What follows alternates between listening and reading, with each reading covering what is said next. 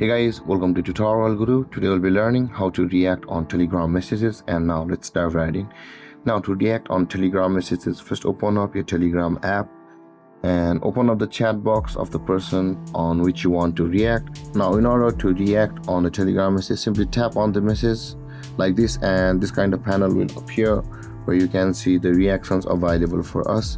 You can see you'll be just required to tap on the message at the right side where there is the tick mark, and this will appear and you can react on any messages. You can see guys, it works on both ways.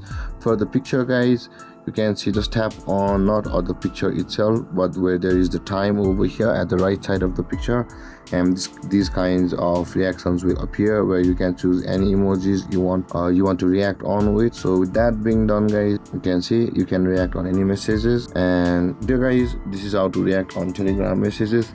And if you have any confusions or questions regarding the topic, feel free to comment in the comment section below, and don't forget to like, subscribe and hit that bell icon for more videos. Thank you for watching guys. Peace.